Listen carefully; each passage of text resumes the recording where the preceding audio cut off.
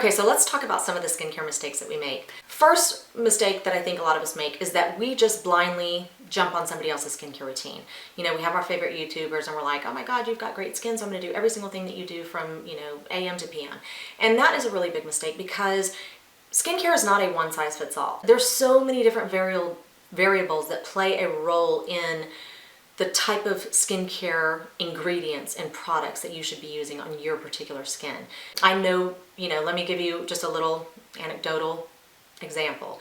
My younger sister and I, we are very, very similar in so many ways, it's not even funny.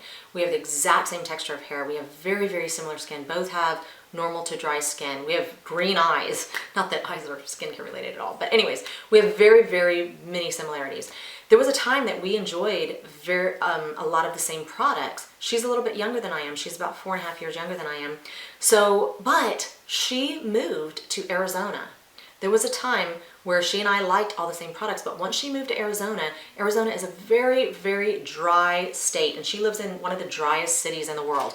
I live in one of the most humid cities in the world. We can't possibly need the same ingredients and benefit from using the same products now. Her skin needs something a little different than I do.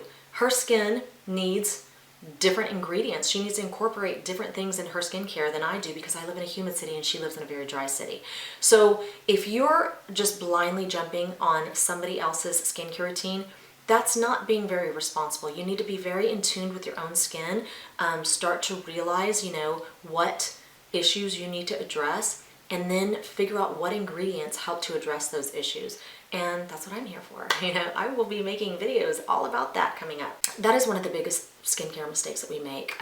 Like I said, some of the variables that play a role in what your particular skin needs is age, number one. If you are 50 and you're trying to follow a 30-year-old's skincare routine, you are not going to be doing yourself any favors because your skin needs completely different things. As we age, all of the processes in our body that help to repair and replenish our skin with everything that it needs, all those things slow down.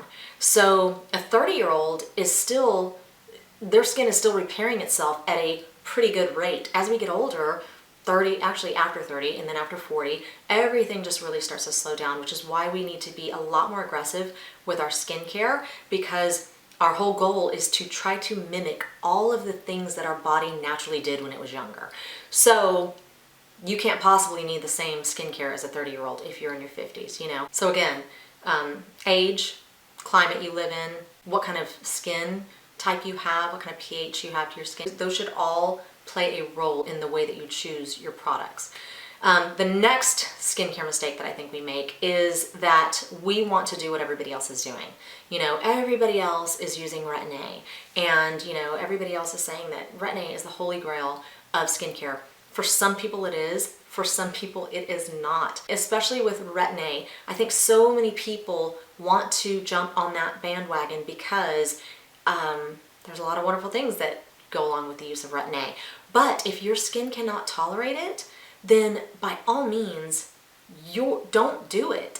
Find something else. Find other ways that are a little bit more mild, something for more sensitive skin. There are other products that are going to work better with your skin and still help to, mimic those processes without using Retin-A, which is very aggressive and can be a lot more harsh to some people with sensitive skin.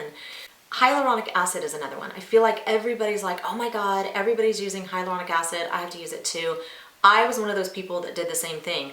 I went out, I purchased a bottle of hyaluronic acid. I purchased one that was specifically formulated for my eyes. I don't know how, because it was just hyaluronic acid. And I, within probably about a week span, completely and utterly dried out my skin. And I was just like, what? Why isn't it working for me like it seems to be? Everybody else is talking about how it just plumps the skin and moisturizes and makes it so hydrated. Now, I will tell you, if I find hyaluronic acid in the ingredient list in a product, I love it. I love products that include hyaluronic acid or sodium hyaluronate.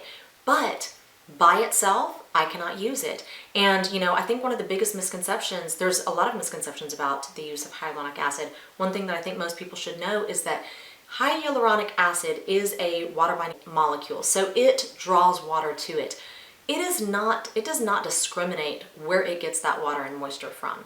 So If you live in a very dry climate, like my younger sister who lives in Arizona, she cannot use it because it doesn't have any moisture from the air to draw from. So it will draw moisture out of your skin and you will dry out your skin. I'm not sure why it dried out my skin because I live in a very humid climate, but I realized really quickly, and that wasn't the only time I tried it. I actually tried it about 6 months later. I was like, let's give this another go. You know, everybody's raving about it. I want to use it too. And again, totally dried out my skin.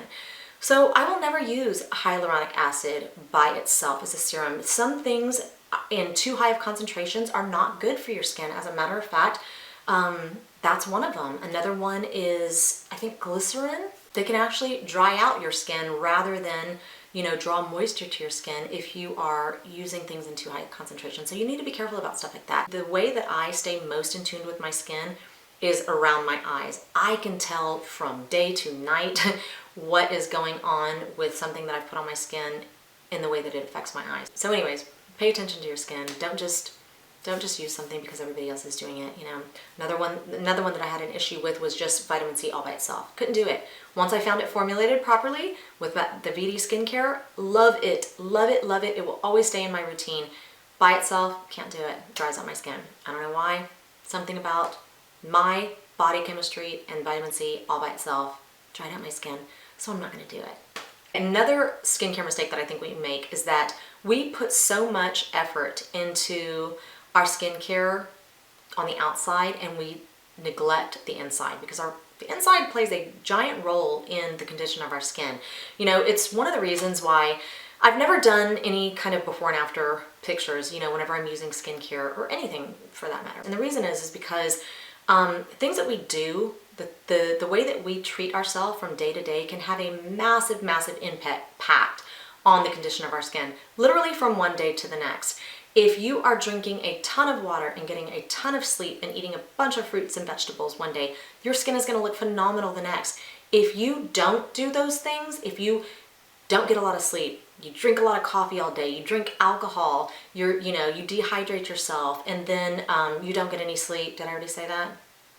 Anyways, your skin's, it's going to show all over your skin the next day. So the way that we treat our body on the inside plays a giant role in the way that it looks from day to day. And so I think that's a skincare mistake that we make because I think a lot of times we neglect, you know, some of the things that we're doing, the foods that we're putting in our mouth or the drinks that we're drinking or the sleep that we're not getting, you know, they all play a role. Another mistake that we make, I think, is that we focus too much on one aspect of the aging process and then we neglect some of the others. I think especially us older women, as we get older, I think that we are so concerned with the repairing process of our skin that we neglect the moisturization process. And that is so, so, so important. It's just as important as the repair process. If you are using things like Retin-A, glycolic acid, salicylic acid, you know, your alpha hydroxy acids and stuff like that, if you're not replenishing the lipid layer of your skin, you are going to dry out your skin so bad. You have got to constantly keep replenishing your skin with moisture. And I think that's something that's very important. Another thing is, you know, exfoliating. Sometimes we're like, oh my God, I want to get this dead skin off. So we over exfoliate. And then, like I said, we don't put the moisture back into our skin. Now there's a flip side to that. If you are not exfoliating, then you're not going to be doing yourself many favors because you're just putting all these wonderful products with all these wonderful ingredients on top of your dead skin and they're not even penetrating to where they need to be to do some repair.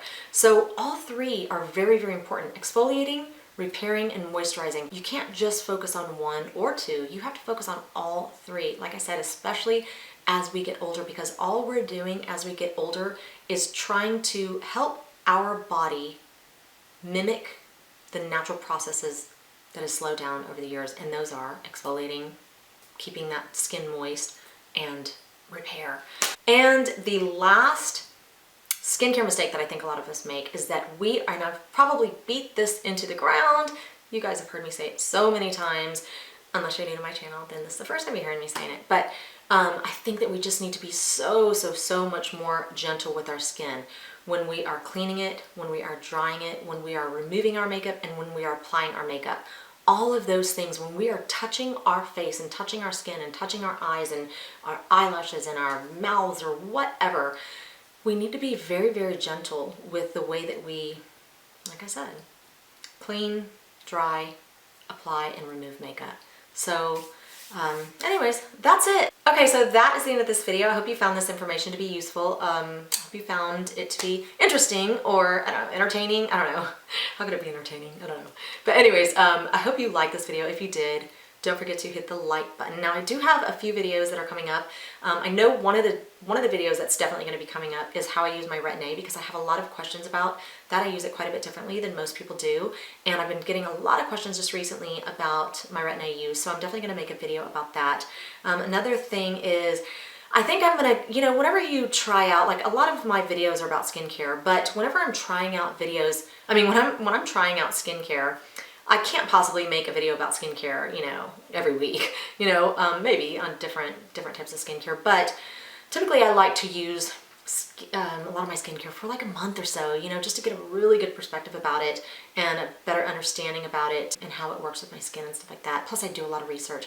So, so I do need some filler videos sometimes, you know, and one of the videos that I did recently was this Get Ready With Me, Get to Know Me.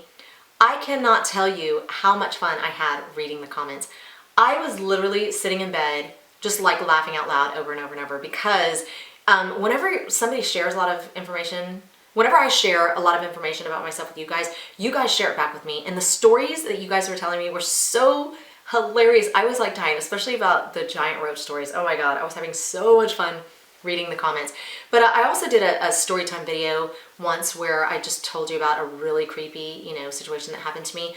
And I got a lot of people with their stories back too. And I feel like sometimes that is very therapeutic for me and for you guys, you know, to share these things back and forth. So anyways, I was thinking about doing maybe a Q&A. And so if you guys have any questions for me that you want me to answer, you know, I'll be happy to answer, you know, not necessarily skincare related questions, but just kind of personal questions. I don't mind sharing anything personal about myself with you guys. I'm pretty much an open book. There's pretty much nothing no topic that I'm not willing to discuss. Or there might be, I don't know. There might be a few topics that I'm not willing to discuss. But anyways, I think that would be so much fun. You know, I hear people on other channels and stuff, they're like, I put a question out on Instagram and, you know, I said, you know, what do you want to know about me? And then they got like a total massive response. And my biggest fear is that I'm not really active on Instagram very much. I'm trying to be a little bit more active, but I would be so afraid if I put like a question like, what would you guys like to know about me? And then nobody had any questions for me. I would just die. So anyways, somebody please have a question for me. Even if it's like, what's your middle name? I'm just joking.